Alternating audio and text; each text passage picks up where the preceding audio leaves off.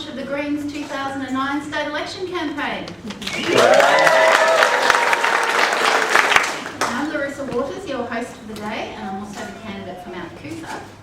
Now this is a very important election for Queensland, and it's a very important election for the Greens. We're at a turning point in our state's history.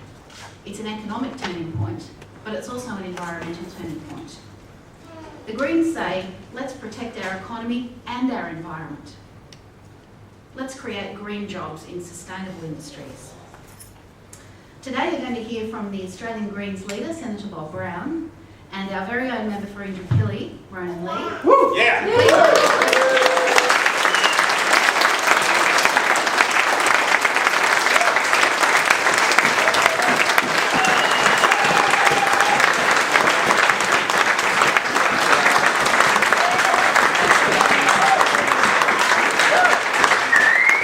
Ladies and gentlemen of Queensland, it's a great privilege for me to be here at this launch of the third party which has a trajectory for government in Queensland, but which has now made its way into the Queensland Parliament and is offering the great alternative in this election to the people of Queensland who have the awesome problem otherwise of dividing whether they'll vote LNP or for Labor, knowing they're going to get shortchanged either way.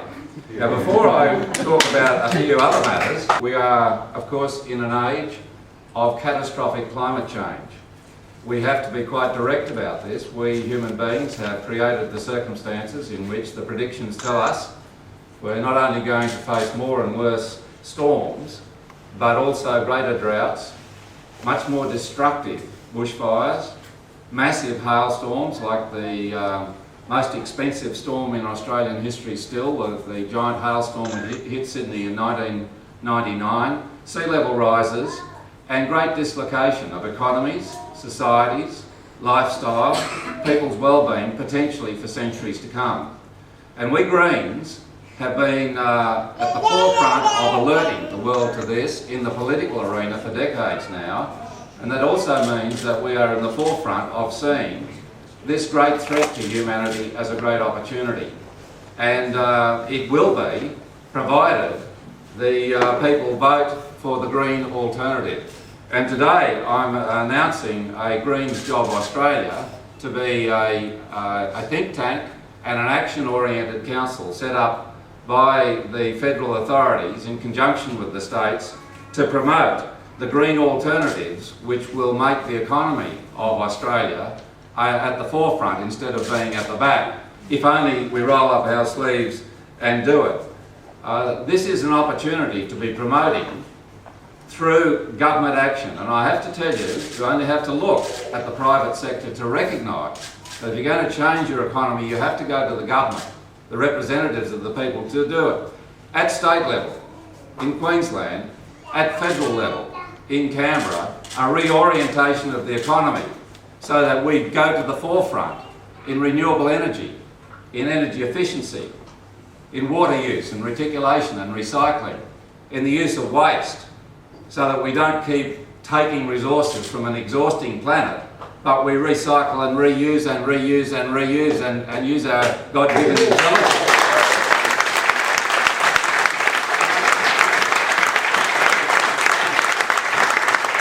And so the list goes on.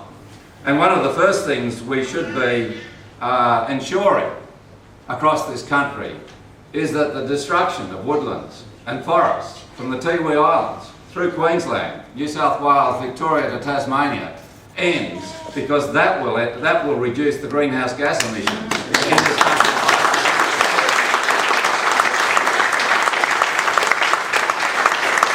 And the use of water, of course, involves the sensible reorientation of our thinking so that the water that falls from the sky is used, reused, and is seen as what it is, an adequate resource for all of us, if only we use it adequately.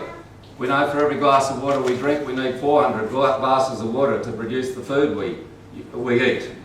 And we have to have a recognition of the impact on the planet, and I must say, the Traveston Dam is not the way to go, and that's not the way.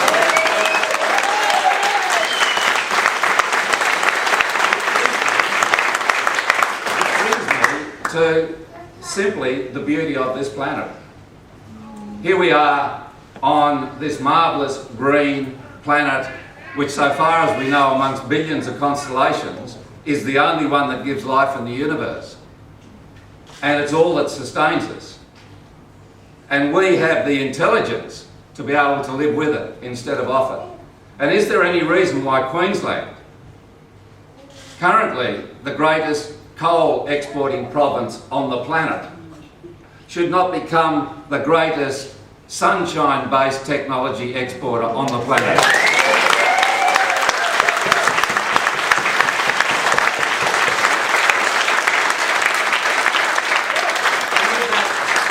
And with that comes thousands of jobs. And we Greens in action are responsible, we are sensible, we use the information available to us, and we make changes for the better. And you will have seen that with our action in the Senate, where Sarah and I and our 3 fellow senators worked hard for a week to get $500 million of the Labor government's $42 billion stimulus package recently reoriented to local governments, community groups, small business, to produce more than 10,000 new jobs, environmentally enhancing green new jobs for the new economy.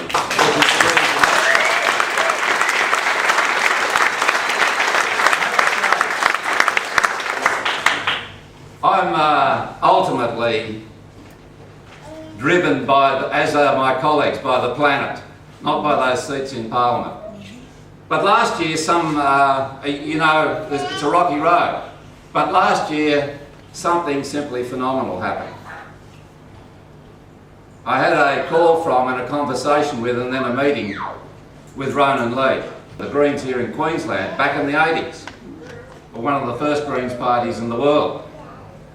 But that phone call changed things, because in the most despairing and unfair political system in the country, no upper house and single-member electorates in the lower house, where it seemed it would be the last place ever there would be Greens on the floor of the Parliament, Ronan Lee put up his hand and said, "I can see no way forward with this Labor government. Time is up.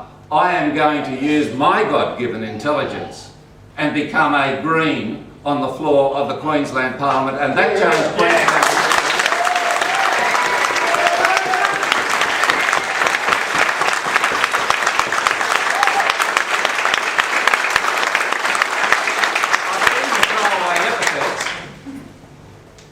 But I've now had the opportunity to work over those months with Ronan and all of you who are standing for office with him in this vital Queensland election, including you, Larissa, next door in Mount Coot-tha.